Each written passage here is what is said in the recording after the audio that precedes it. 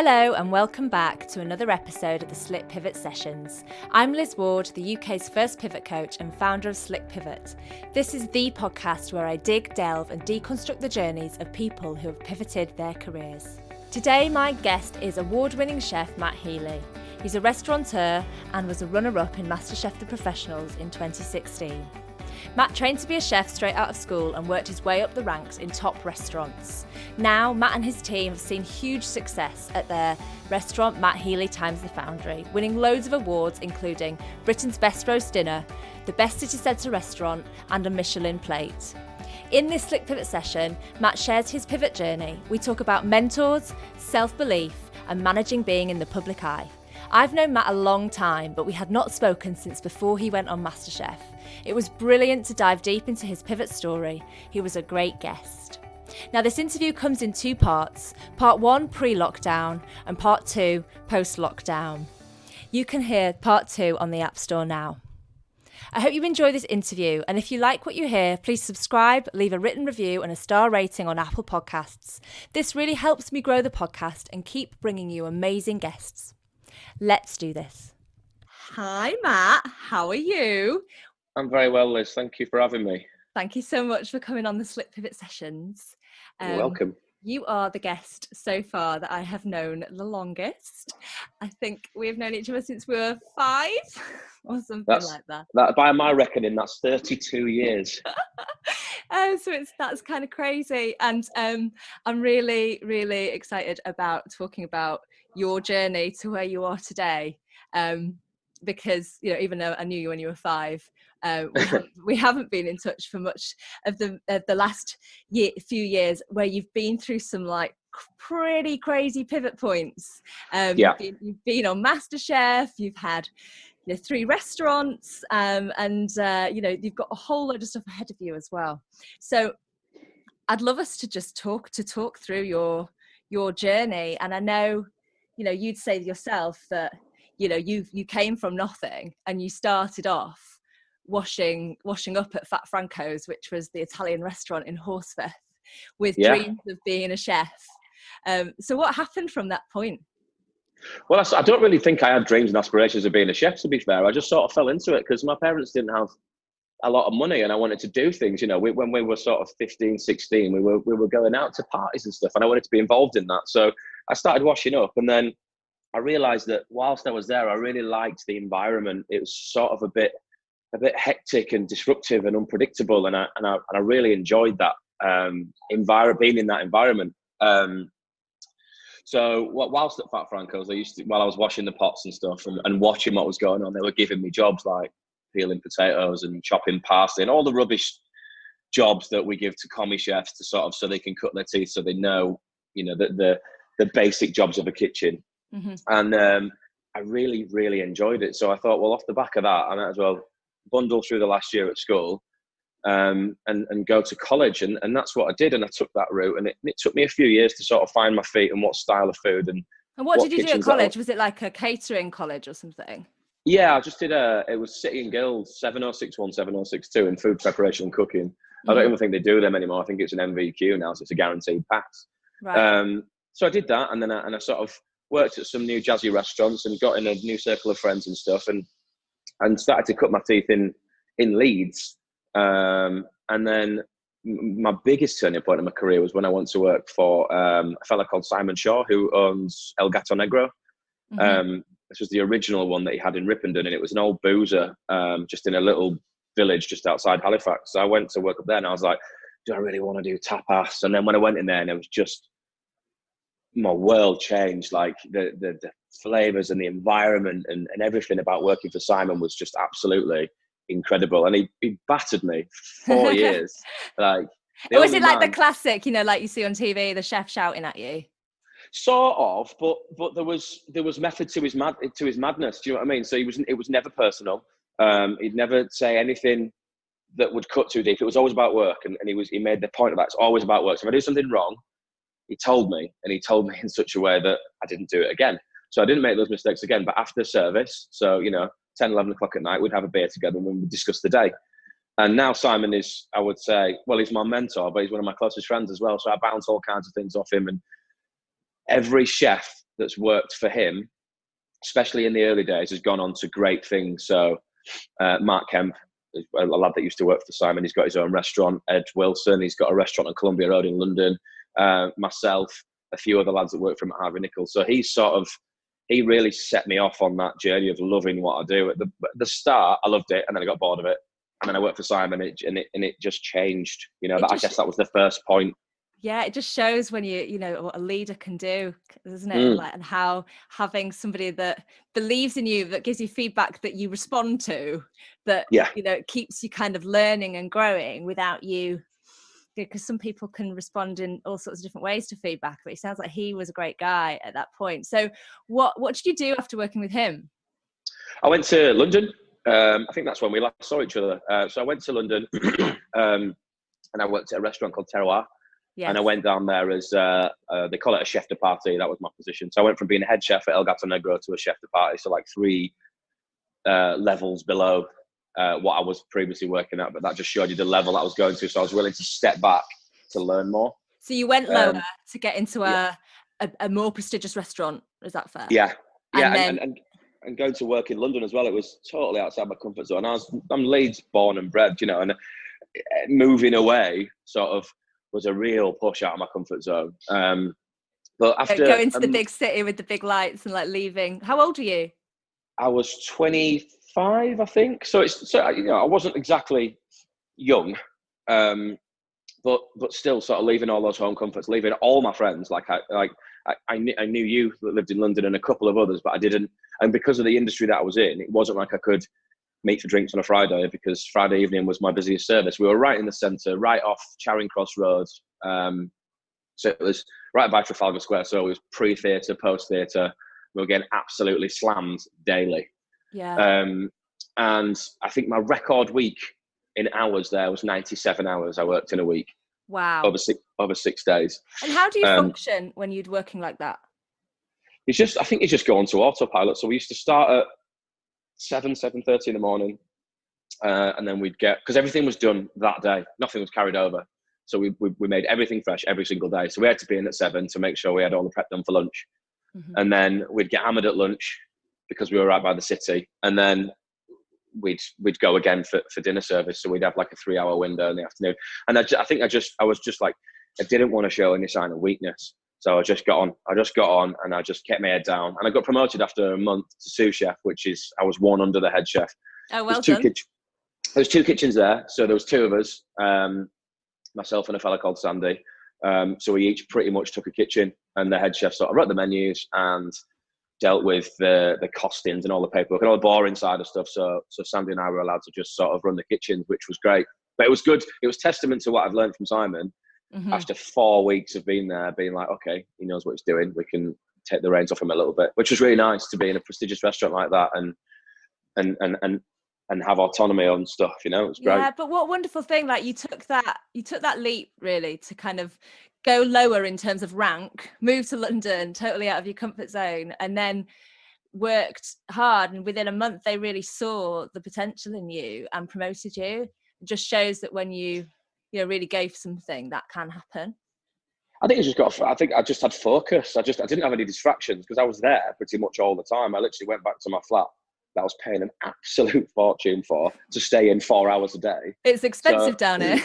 Yeah, so expensive. So I didn't have the luxury of friends, so to speak. So I wasn't going out and partying. I was just fully focused, 100% on, right, I'm here. I don't know how long I'm here for, but whilst I'm here, I'm going to get my head down and get stuck in. And that seemed to work for me at the time. So what happened after being there? What made that come to an end?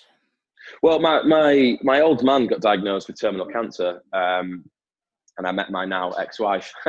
So I thought I can use this as an excuse to go back up north without it looking like weakness. Do you know what I mean? So I wasn't saying I'm chucking the towel in because the work's too much or I'm working too many hours. Yeah. When in hindsight, I was absolutely running myself into the ground with exhaustion and what have you.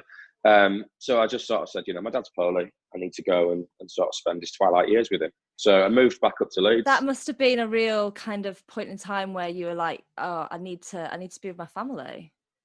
Yeah, definitely. I wanted to be close. I wanted to be close by.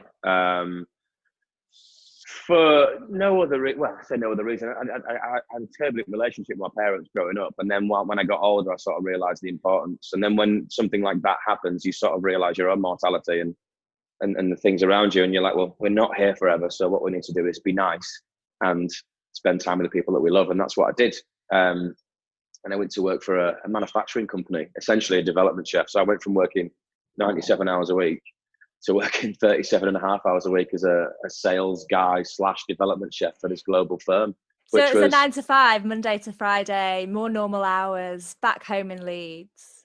It was unreal. I didn't know what to do. I felt like I had so much time, and because so much time had elapsed from sort of what happened when I first started is people would ring me, like friends, your brother, my brother, friends that we had growing up with would be like, do you want to go for a beer on Friday? I'm like, I can't come, I'm working. I can't come, I'll come after. And I never made it. And then it got to the point where they stopped calling, not because they didn't want to hang out with me, but because they were like, we don't want to rub it in that we're going out and he's stuck in a kitchen. Yeah, almost protecting you a little bit so that you didn't have to say no and get FOMO that you were missing out on the pints. Yeah, so that happened, and then when I came back to Leeds and I had a company car and a really nice salary and 37 hours. I used to do 37 hours in 2 days. And did you get paid more money than you were getting paid in the kitchen? Yeah. But the way that I looked at it was I considered it was a 100% pay rise because I got 60 hours a week back. Right. Do you know what I mean? So I did. I got a really nice salary for the time and for the area, and the full package: phone, laptop, car, all the stuff that you would associate with a sales guy.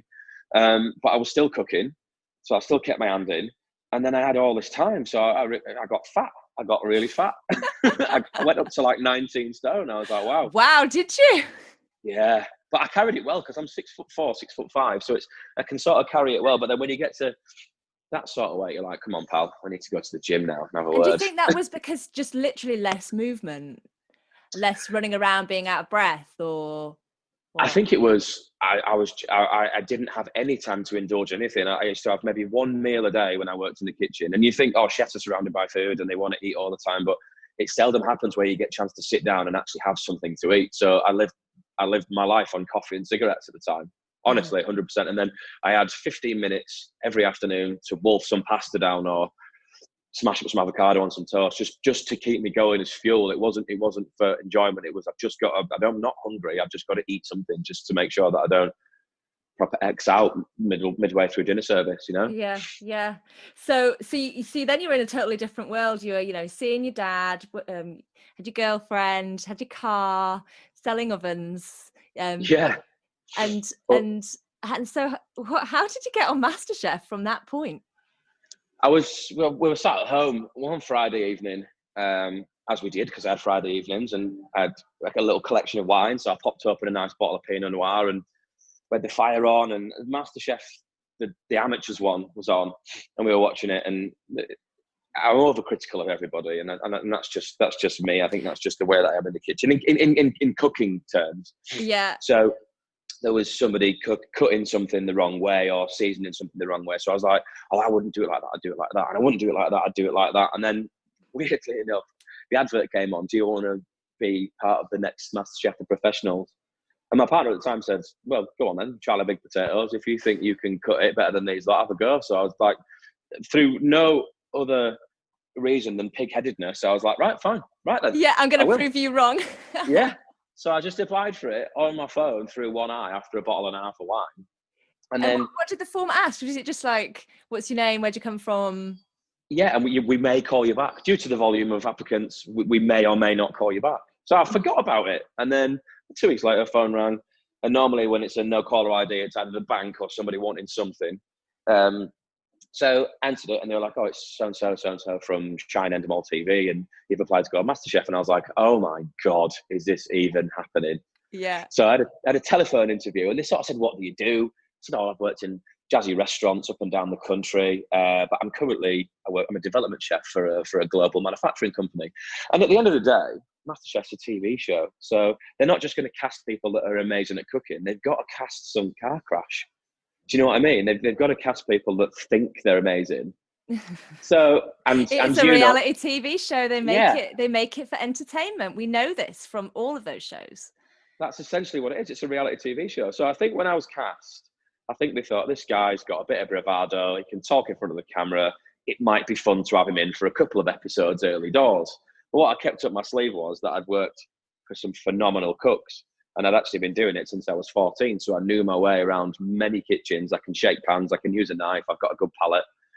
So I sort of got to the interview stage, and they we're in a hotel in Manchester, and they sort of interview you on camera. And I'm you know me, you've known me many years, Liz, and I'm quite the confident chap when I have to be. And with a camera in my face, I think I'm quite good. So I was just chatting nonsense, and they must have liked it, because I got a call back, and they were just like, "We'd like to offer you a place on the show. Are you available for filming on blah blah blah?" And I was like, "Yeah, totally." So sent me some train tickets through, and off I went down to London. And I did all right, but I was a bit sort of lackadaisical about it, because everybody down there were like, "Oh, have you planned your final menu? Have you planned this? Have you planned that?" And I was like, no, because if I planned my final menu, I'm almost giving myself a kiss of death there. So I just did it sort of week on week. Which, did you want to win? Were you like, this I want to win? Or were you, oh, this is a bit of fun, let's see what happens, ha ha ha? Well, what was your kind of attitude inside? At the start, I was like, I can't even believe I'm here. Like, you know, we're in the green room, and Greg Wallace is coming in having a giggle with us, and Marcus Warren. So at the start, I was like, right, I just want to get past the first round. I want to get past the skills test, and I want to just demonstrate that I'm not a complete deadhead. You know, that I can actually cook. Do you know what I mean? That's all I wanted to do, because you're putting yourself up there, and the magnitude of that show is unreal. So at the start, I was just like, right, I just want to get through. I just don't want to look like an idiot. Yeah. And then I got through the first show. I was like, all right, wicked. And then I got through the second show, and started having a bit of sort of creating a bit of a bond with Marcus and Monica and Greg and the team and the other contestants. And then you get to sort of the final 12, and then, all right, I'm through again. Wow. You started banging out amazing sauces, didn't you? Yeah. And then I was like, right, okay, well, I might start turning it on now. Do you know what I mean? Like, I'm here now. Might as well, in for a penny, in for a pound, and let's see how we get on. And then when I got through to like the last 4, and we had to go to the Lombard Street restaurant at Bank in central London, and they call it the chef's table, and it's a massive culinary event in the calendar for the year, because they invite so many people. And when I was doing it, there were more Michelin stars in the room than there were people. So there was 28 people we cooked for, heroes: Anton Mossyman, Sat Baines, Paul Ainsworth, all these massive names, and we're cooking for them. So I ended up doing really well on that episode. But then what they didn't tell us was, after we'd cooked, we had 5 hours to cook, and I was on main courses. You have 5 hours to cook this 28 portions of this dish. But they don't tell you until after you finish. You're covered, you're sweating, you're boiling, your hands are burnt. They go, right, you have to go out there and stand in front of all your food heroes for criticism. I was like, oh my God, I can't believe this. So they didn't tell you that was what was going to happen after the day? No, because I think that probably just creates more thing. panic. Yeah, totally. But then I walked out to like a huge applause, and I got really, really emotional, like almost teary. So I was like, I got the train down that morning at like 5 a.m. We're straight to the Lombard Street restaurant, straight filming, interviews, meeting people, then bang, you're in the kitchen, and then you're cooking, and then you're away. And it was just the accumulation of all those nerves, all that stress, and getting through it and getting fantastic feedback. And then the interview straight after that, it's all about that reaction and that great TV. So the interview afterwards, and I think I did actually shed a tear. Yeah. And then it was such a wonderful, wonderful experience. And I've said, if I got the chance to do it again, I would 100% do it, because it was and still is life-changing for me. Yeah. And you came second. First loser. The first loser. And how was that? How was that? I'm assuming you, like, also 2 questions, like, I'm assuming you knew that you obviously didn't win before it got aired as well. Yeah. So all of that must have been quite strange. Yeah, we finished filming in sort of end of July, early August, and then it doesn't air until sort of the 2nd or 3rd week in November. So you've essentially got to keep your mouth shut for sort of 5 months. So you almost forget about it in that period of time, sort of get on with your life, because you can't say anything. You've signed NDAs, you know what I mean? You've just got to get on with your life and then pick it up again 5 months later, which is weird because you go from that massive high. Yeah. And then, right, okay, well, tomorrow I'm doing a cookery demonstration for the primary schools of Leeds City Council. So you were back. You were back at the development, doing the development chef job with the ovens. Yeah, I was doing that throughout. So they were quite supportive of me and sort of gave me the time that I needed. Well, sometimes they did, sometimes they didn't, but I managed to sort of get through what I was doing. And then after it all aired, it was fab. And like I said before, it is a reality TV show, and you do become quite vulnerable after shows like that. And there is a great support network in place for you when you come out of them. But I think I went with that sort of mentality of, I'm a bloke, I don't need any help off anybody, I'm fine, I'm not going to be. Did they offer you support? Because I know when you were on the show, obviously because no one knew you were on the show until it kind of came on TV, so your social media started going a bit bananas at that point, didn't it?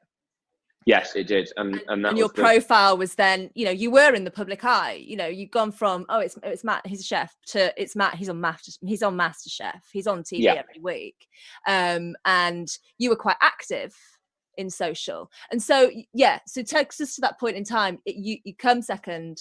They offered, you were vulnerable. What went on for you there at that point? I got offered this, what looked like an amazing opportunity on paper, to be part of this YouTube channel that was being set up, and they wanted a leading industry figure, which I guess at the time I was, because I'd just come off the back of this show and I was very relevant at the time. And they liked my look, the way that I looked with my beard and tattoos, and the way that I spoke and the swag and all that jazz. So I took this opportunity, and I was getting paid an absolute fortune. But I was in a studio in St Albans 4 or 5 days a week, filming 5-6 episodes a day. And that's great. But then when you get to Friday and you're on your 28th, 30th video of the day, it's quite exhausting, and you've got to maintain that level of excitement. And that's when I realized, actually, I'm being taken advantage of here. I'm being massively taken advantage of, all the while that my personal life was going to pot, which turns out now wasn't a bad thing, but at the time it felt like everything was coming crashing down, which was really difficult. Yeah, so you were away from home again. You're in St Albans in a studio, no daylight, cooking for at the camera, which I imagine is quite a different thing to do, having being in a restaurant cooking for people, or being on MasterChef cooking for Greg. And yes, it sounded like that started to get to you. It was really difficult, because I essentially became a presenter of my own show that nobody would ever see. Do you know what I mean? And when I said it out loud now, it sounds really daft. Well, in hindsight, I'm looking at the old me going, why would you do something like that? But then I guess I was just blinded by pound signs. Do you know what I mean? And I thought I was the tits coming out of that show, and I was like, well, yeah, I can get a TV show. And the way that I spun it in my own head was that I'm getting invaluable experience at being on camera with a relatively low audience. So if I did cock it up or it wasn't perfect, then I wasn't exposed to hundreds of thousands of people like I was on television. So I'm sort of learning my craft, my new craft, I guess, in front of the camera with a lower reach, a lower audience. So if I did mess it up, or if it wasn't perfect, I could look back on that and prepare myself for, what I wanted to do as a second career going forward, is potentially getting into television. Yeah, being a celebrity chef. Well, I think at the time, so. But was that in your head? It must have been in your head at the time, like, oh man. It was in my head more so then, about the fame and the glamour and people wanting selfies in the street, and then obviously evolving from that and being where I am now. It's the reason that I want to do TV now is a small amount of ego, because I think it's important to have a little bit of ego in this game, but the rest of it is just to drive footfall, because we did a catch-up show with MasterChef a year after opening the restaurant, and it aired on the 27th of December. And it had so many viewers. That week between Christmas and New Year, everyone's just sat at home eating Quality Street, watching television. I was. And this show was on at 8 p.m. on like a Thursday, and it just went wild. It crashed our bookings. January, February, March, we had record people through the doors. It was unbelievable, Yeah. And so there definitely, you know, as a restaurateur, there's a place for that profile building. But it sounds like when you were in the studio in St. Albans, that wasn't the kind of profile building that was fun for you. And you actually weren't cooking for anyone. You were cooking No, virtually. yeah, I was just cooking for the sake of it. And I think that I realise now that although a lot of the chefs that work with me will probably disagree with it, my happy place is in the kitchen. It is creating. It is being in that environment where you get instant gratification being a chef, but also on the flip side, you get instant criticism as well. So if somebody doesn't like it, they tell you straight away. If somebody loves it, they tell you straight away. And I'm really lucky here because I've got a fantastic bunch at the restaurant, and we seldom get food sent back. Do you know what I mean? It's not that sort of place. Every dish is created with love and attention to detail, and everything that we do here is almost tailored to the fact that the guest will absolutely love it. There's something on the menu for everybody, and nobody, because some people still come after 2 years of us being, they don't get what we're doing. So can't please all the people all the time is what I've come up with. No, you can't, absolutely. And that's a good attitude to have. And so what happened then? So how did you get from St. Albans to having a restaurant? Well, I was sat with my pal in the pub where most good ideas come from, and we were just chatting about stuff. And I think a new restaurant had opened in North Leeds, and we went in there for a beer because it was new, and we went to have a little nosy. And it looked stunning. It's a stunning building right on the edge of Roundhay Park. And he said, you know, we could do something like this. And I was like, what are you talking about, mate? I can't open a restaurant. Do you know what I mean? I don't have the business acumen. I'm not academic. And, you know, I just shake hands. That's what I do. Conditioned myself with my sort of narrow-mindedness to think that I was shoehorned into this. I'm just a chef sort of thing. And I think that was, my confidence was low as well after everything that was happening personally. And then obviously being in that studio, just, like you say, just staring at me, a cameraman, and loads of ingredients. So he said, we should open a restaurant. And I was like, nah. He said, mate, there's nothing worse than wasted talent. Let's see what we can do with it. So what a gift that he said that to you. I'll be forever grateful. I'll name check him, Dale Winter. I'll be forever grateful for him because he sort of gave me a bit of a nudge to do it. And then so many wonderful people that I've met along the way. My current business partner now is like a brother. He's wonderful. Mark, it's evolved now from being obviously an idea to come to fruition, and to have somebody like Mark, my business partner, that believes in me almost blindly. Do you know what I mean? It's so heartwarming, and it makes me want to do even better. So anyway, I digress. So we're talking about this idea with the pub, and then I'd booked to go on a snowboarding holiday with some friends, as we do every year. And whilst I was away, Dale and Mark were talking to the banks and coming up with a business plan, and then I was snowboarding down this mountain. It was my friend's 40th, and we're all together, and I'm listening to some music, and it's great. And my phone started to ring. I was like, that's weird. Answered it, and he was like, we've got it. And I was like, what do you mean we've got it? And he's like, we've got the fucking money. And I was like, what do you mean? He's like, Nat West have backed us. I can't believe it. So I'm in the middle of this. It's a beautiful sunny day on the side of this mountain, and I've just been told that we've been given 50 grand by the bank. It's been matched by another business enterprise fund. And I was like, this dream is slowly becoming a reality, and I was absolutely buzzing. Oh, I can see you now on the mountain. You know, what an amazing place to get the news that this is going to happen. You must have been elated. That night was fun. We drank a lot of champagne that night, and I'm not really a champagne drinker, but I tell you what, I had fun that night. And so, okay, so then, you know, how did the Foundry evolve, and how did that come to light? Well, we were looking for a site, and there were all these sites, and everybody wanted extortionate rent and what have you. And one of the guys, Mark, who's my current business partner now, he's sort of looking on Rightmove, and the Foundry came up as in its original forms, the Foundry. And he said it was for sale, and I was like, that can't be right. It's weird.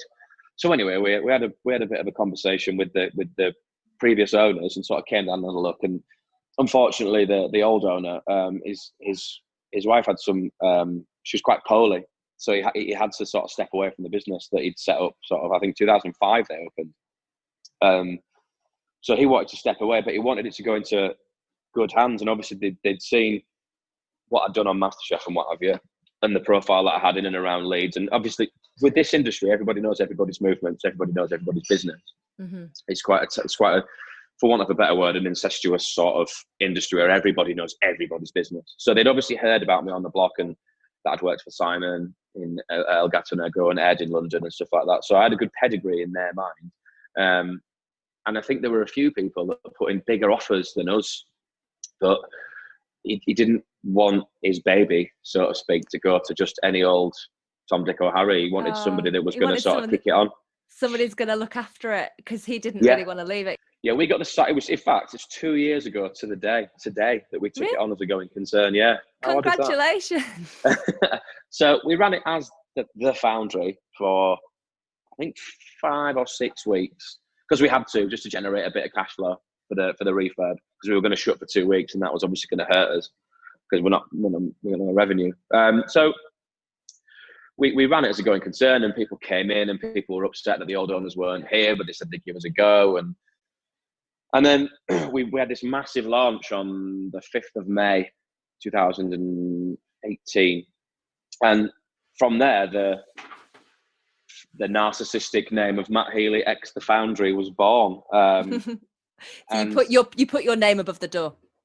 Yeah, well, I did that. Again, this sort of goes back to the snowboarding holiday I was on. I had an original concept called The Six, and it was going to be a 6-course tasting menu with a different drink with each course. But then my friend at the time was like, well, nobody knows that, and that's sort of almost like a special occasion thing. So if somebody wants to pop in for a little bit of lunch and a glass of wine, they can't really do that if you only offer a 6-course tasting menu. So he said, everybody knows Matt Healy. Everybody knows, especially in Leeds, everybody knows who you are. So if you take over an existing place, just put your name above it. It'll drive footfall to there because of your name, because of the pull, because of the television. It's building on the equity that you already have. It's kind of fast tracking it. Yeah, totally. So that's where sort of Matt Healy at the Foundry was born. I've grown to love it over the 2 years. I it still seems odd saying it out loud, speaking about myself in the third person. And so it's been a 2-year journey, and you got that TV show which really helped kind of drive footfall and the brand, and now you opened Grön as well, the cafe, and you also got involved in the Beehive, which recently you stepped away from. So going from not being a restaurateur to then having 3 businesses, what's that journey been like for you? It's pretty hectic, to be fair. We never really planned on a second site so soon, but this little cafe space came up right by Roundhay Park, and we were like, we'd be foolish to not take it on. So we just took the lease, not knowing what we were going to do with it. And then we came up with Grön, green in Swedish, and let's be vegan and vegetarian friendly, because there's no other restaurant really in that vicinity that offers that sort of USP. So we gave it a shot, and everything in there there's nods to the Foundry in there. So we use a local artist called Nicholas Dixon, and we've got a big beautiful mural on the wall in the restaurant at the Foundry. So there's little splashes of his artwork up there. We've got a neon at the Foundry which says "Food to swear by." So I'm being known to have a bit of a potty mouth. You drop the F-bomb every now and again. Yeah, and then but the neon at Grön is "Keep it clean." So it's almost a polar opposite to what we do here. So keep it clean, food to swear by, but also we're keeping it clean up there with the food. We cater for gluten-free, dairy-free, vegan, vegetarian, pescatarian. We cater for all those diets, and it's going really well. So much so that not 4 weeks ago we opened our second Grön Kafé in York on Low Petergate. Amazing. And do you have plans to take that further, around the UK, or are you going to keep it in Yorkshire? I think the north. I think historically businesses, especially hospitality businesses that have migrated to the south, have not done very well, whereas and vice versa. So I guess I want to sort of stay in the north. So, but there's plenty to go at up here. The little market towns like Durham, Harrogate, Skipton. Then you've got Liverpool, Newcastle, Manchester. All those cities are there for the taking, really. Mm-hmm. But for you, you think it works better to kind of stay in your region rather than spreading too far away? I think so as well. And then realistically, then if I manage my time so that I'm at the Foundry restaurant Friday, Saturday, Sunday, when people expect to see me there, then that leaves 4 days a week to be able to sort of get around all the other sites and manage that, as opposed to having to drive or get the train to London. Yeah, the 2 sites down there. I hadn't thought of that. Yeah, you have to be there, don't you? Yeah. in order to grow the sites and things like that. Yeah. What would you say your high five moments have been over the last, I don't know, since you're 15? Like, what are the things that you're like really proud of? I guess just getting through it alive. Do you know what I mean? It's a very, very sort of, and it's quite dramatic, but it's a real hard industry, this. And when I started cooking when I was 15, it wasn't cool to be a chef. Do you know what I mean? It wasn't cool to wash pots in an Italian restaurant while your mates are gearing up to do their A-levels and going to university, and you're taking the road less travelled, so to speak. And I think that my main high five moment is making that pivot, as you say. It's to pushing myself to go work for Simon, and then again taking a step back and going to work in London. There's been many along the way, but I think the biggest one was when I realised that I actually enjoy cooking. Is when I went on to Masterchef, and after I'd lost my dad and stuff, and I didn't care to be stood in the kitchen for 15 hours a day getting shouted at. And then I realised that once my head was clear and I knew what direction I wanted to go in, I actually really enjoy cooking. I really enjoy being creative, because when I was younger, I wasn't very academic, and you can vouch for this, that I was the class clown. And I think that a lot of that comes from insecurity. And there's a lot of wrongs that I've had to right from when I was younger, because I was a bit of a shitbag to many people. And you know, that's nobody's fault but my own, and not being able to deal with what was being chucked at me when I was younger. And I think that moving forward and growing up in this industry, it's made me more resilient, and it's made me a better person. Oh yeah, you know, you have grown, and like you're now leading teams, you know, responsible for your staff, and I know like you really, really care about, you know, the people around you, your family, and your team.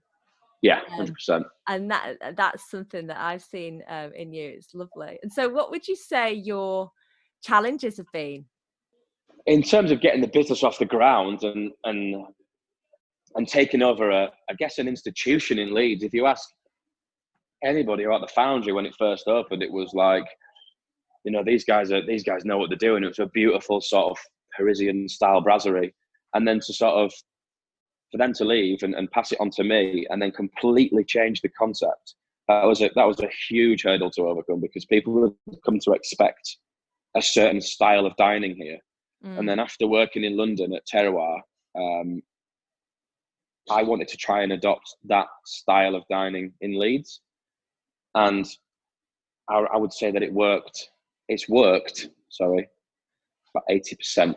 There's still 20% of people that come in and still don't understand the style of informal dining that we offer, because I don't offer starters, mains, desserts, coffee, go home.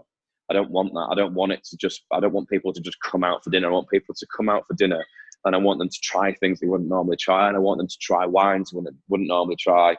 I want them to go a little bit off piste and try something vegetarian, because, you know, if I think about my dad, and he was a meat and two veg type of bloke, and you probably get the most beautiful salt aged beef fillet and have it well done. Do you know what I mean? So what I try and do is I try and get people to, we offer a tasting menu here, and it's not a tasting menu in the sense that it's 12 courses and each one's one mouthful. It's not that. What I want to offer at the restaurant is we have 18 dishes. You can come in and you can just graze, almost like tapas. I hate that term because it's not tapas, but it's informal dining. So if you wanted to come in and have some charcuterie, it and a bottle of wine. like, yeah, it sounds like it's like that. You want to take people on an exploration, like experiencing new things and bit of comfort zone stuff. It kind of represents your journey a little bit, doesn't it? Totally. And like, and what's lovely is that you've got a vision, and you're like, you know, through all of your experiences, you've gone, actually, this is the kind of restaurant I want, and you're holding true to that and creating that, which is hard to kind of change opinion, and you sometimes have to let go of some people and things like that. As the restaurants sort of evolved, yeah, we do get pelters, and throughout my journey, I guess with the original question, the challenges are people's opinions, and I've tried to adopt the it's none of my business what people think of me sort of attitude to it. But I guess it's quite difficult when you're putting your heart and soul into something and somebody just either doesn't get it or just doesn't like it. Do you know what I mean? And that's been quite difficult to overcome. Is all right, not everybody's going to like it, but Matt, all you've got to do is get on with your life.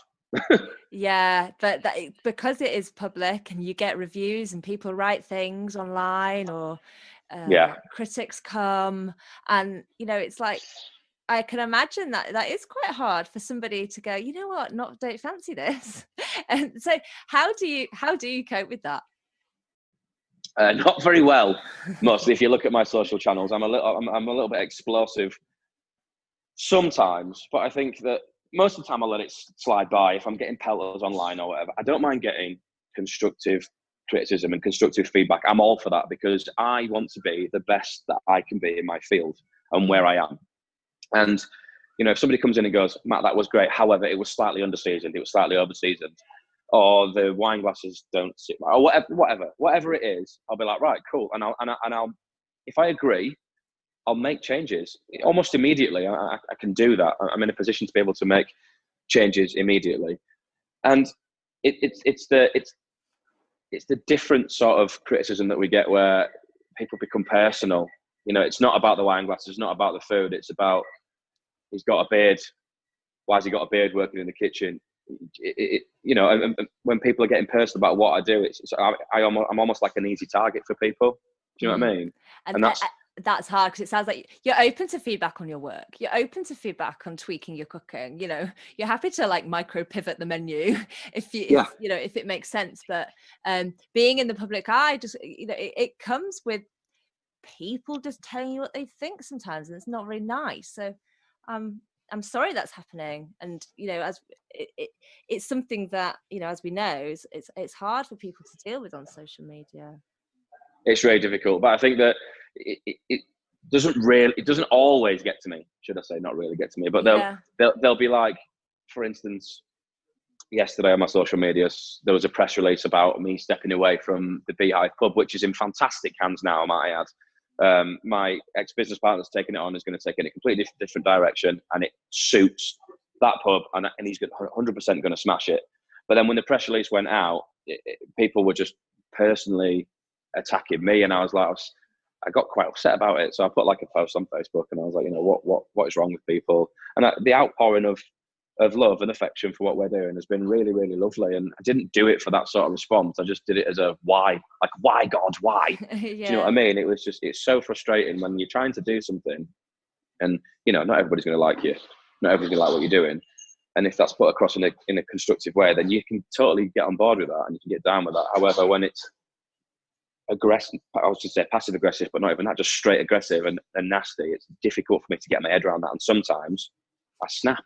And I think that's fair. Maybe not always clever, but fair. Yeah, and it's that balance of like building the brand and like being this person, and then actually being a human, behind it. And that is a real challenge when you're in the public eye. I wanted to ask you about coronavirus, because today it's Friday the 13th. We're sitting here, and it is a real problem in this country. How are you kind of pivoting around that, and like what's your stance? What are you doing about it? We're just sort of trying to keep calm and carry on. It's really, we've got hand sanitizers in the restaurant when people arrive. We've got extra hands. We have hand soap and moisturizer in the bathrooms, but now we've got hand sanitizer in there. I'm making sure all the chefs wear gloves when they prepare the food, and we're just trying to be as positive as we can about it. It's really hard, isn't it? Because I mean, like, all the footballs just come out to all the footballs being cancelled, and all big events are being cancelled, and it's difficult to sort of keep a smile on your face when, so for example, today, Friday the 13th, we rarely do less than 70 people on a Friday, and we've got 40 booked today. You know what I mean? That's nearly half our sales today. That's going to affect things going forward. And as a small business, it's not sustainable that over an extended period of time. So how do you think you're going to ride the next couple of weeks, months? Just gonna have to. My contingency is I checked my insurance yesterday, and I'm covered for infectious disease. So we are covered, but then that doesn't help anything really, because we're going to have to, if we have to halt business for 2-3 weeks, that's also damaging as well. Mm-hmm. So it's just one of those acts of God that I guess we're just going to have to see what happens. I wish I had a crystal ball, because I really, really don't know where this is going to lead us at all. But it's, at the start, I was like, oh, this is a bit weird. Everyone's getting a bit stressed out about a bit of flu, but yeah, exactly. And now it really seems serious. Like it's a thing. It sounds like you've got the right mindset to not panic and to deal with it as it evolves. What would the old you say to the new you? Did I ask you that? I did. No, not yet. All right. So what would the old Matt say to the new Matt? He'd probably say, "Wow, you've done all right." and in to flip that question 180, what I'd say to the younger me would be, "Don't worry, everything will work out the way it's meant to work out. You're all right. Just keep pushing on." I think that's the most important thing, is that I chose a career path and I sort of deviated away from it a little bit, and then came back to it. But ultimately, I'm good at what I do, and I need to keep telling myself that, I think. And then that's what I tell my younger self, is that you're actually going to be all right. That's lovely. And what tips would you give to somebody that wants to get into the world of chefing and the restaurant world? Don't do it. No, I'm just kidding. I would just how can I word it? I would just go to work somewhere really good from a very early age. I wish I'd have gone to London when I was 17 and got in with somebody phenomenal. But then, everything's worked out all right for me. So anybody that wanted to get into it, I'd just have a vision, go to work for somebody brilliant, go to college, get all your bits of paper and just learn. Keep your mouth shut and your head down for 10 years and just learn and absorb. Because the catering has changed, hospitality, restaurants have changed so much in the last sort of 20 years that I've been doing it. So much that in another 20 years, it's probably going to be completely different. Either that or it'll just revert back to what it used to be. I just think it's just important to learn and surround yourself by like-minded people. I think it's really important. Yeah, it's like goes back to the whole having a really, really great mentors and great working for great people so that you can really hone your craft. Yeah, definitely. And what would you say, like, for you and your pivots that you've made along the way, what would you say, like, the formula is for it? Like, what are the ingredients that you've had to pull on to make those pivots happen?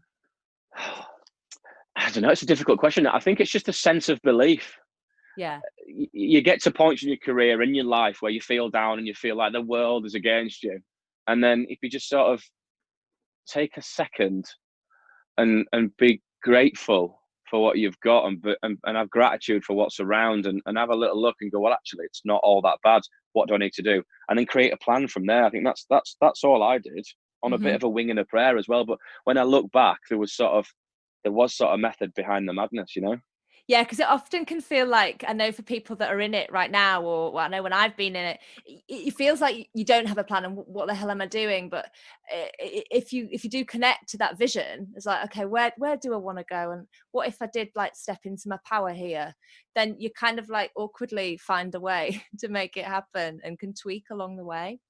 Yeah, totally. And that's quite an organic way of doing it as well, as opposed, I did, map something out. However, be fluid, be ready to sort of turn left when you think you should turn right. Do you know what I mean? And sometimes go with it. Sometimes stick with the plan, sometimes go with it. But I guess, like you say, unless you're in that zone and that mindset and you know the destination, so to speak, you don't really know. So what is next for you? Like, what's your next destination? I think I'm going to try and consolidate, hopefully ride this sort of rocky wave with this coronavirus and what have you that's going on at the moment, and then focus on the Foundry, try and make that the best it could possibly be, and bring the lads on, and then eventually, I reckon, early 2021, start expanding the Grön Kafé brand to other cities, as we've previously discussed. I can't wait to go to those. They sound fantastic. And so where can people find you if they want to say hi? You can find us on social media at MH Foundry, and my personal is at Matty Two Stone. Don't ask why. And we've got updates and menus and blogs and photos and all that on all our socials for the restaurants, and at Grön Kafé Leeds as well. Yeah. Oh, brilliant. So thank you so much for coming on, and I wish you all the best for the next few weeks with this coronavirus drama, and for everything else as well. Thanks, Liz. Thanks for having me. Thanks so much.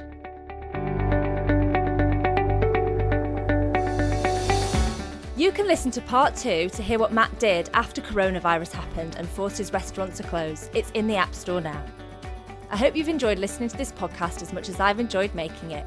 Please take a moment to rate and review us on Apple or Google or wherever you get your podcasts. This helps us grow and continue to bring you amazing guests. The show notes have all the links and references from today's session. And for your weekly dose of pivot inspiration, sign up to Slick Pivot Sunday, my weekly newsletter, at slickpivot.com. Until our next session together, stay nimble and remember, no pivot is ever slick.